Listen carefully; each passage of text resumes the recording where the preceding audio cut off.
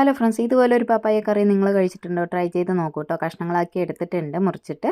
പിന്നെ ഇഞ്ചി, വെളുത്തുള്ളി, ചുമന്നുള്ളി, തേങ്ങ എടുത്തിട്ടുണ്ട്. ഒരു പാൻ അടുപ്പത്ത് വയ്ക്കുക. അതെല്ലാം വറുത്തെടുക്കണം കേട്ടോ. ഇഞ്ചിയും വെളുത്തുള്ളിയും ചുമന്നുള്ളിയൊക്കെ വറുത്ത് നന്നായിട്ട് എടുക്കണം. ഇതിലേക്ക് തന്നെ കുറച്ച് പെരിഞ്ചീരകവും കൂടെ ഒരു സ്പൂൺ ആഡ് ചെയ്തിട്ടുണ്ട്. തേങ്ങ ഇട്ടിട്ട് നന്നായിട്ട് വറുത്തെടുക്കണം. ഇത് പേസ്റ്റാക്കി എടുക്കണം. വേറൊരു പാൻ വെച്ചിട്ട് ഞാൻ മൺചട്ടിയാണ് എടുത്തിട്ടുള്ളത്.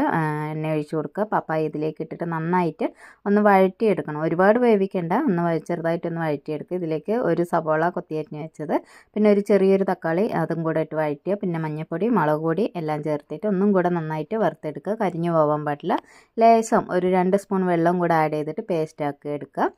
ഇതിലേക്ക് പപ്പായ ഇട്ടിട്ട് നന്നായിട്ട് ഇളക്കി കൊടുക്കുക. പിന്നെ അരച്ച് വെച്ച തേങ്ങയും കൂടെ ഇതിലേക്ക് ആഡ് ചെയ്ത് കൊടുക്കുക. ആവശ്യത്തിനുള്ള ഉപ്പും വെള്ളവും ഒഴിച്ചിട്ട് ഒരു 10-15 മിനിറ്റ് വേവിച്ചെടുത്താൽ മതി. കുറച്ച് ലൂസായി തന്നെ ഇരുന്നാലും മൺചട്ടി ആയതുകൊണ്ട് 10 മിനിറ്റ് കഴിയുമ്പോഴത്തേക്ക് കുറുകി വരും. അടിപൊളി ടേസ്റ്റാണ്. ട്രൈ ചെയ്യൂ കേട്ടോ.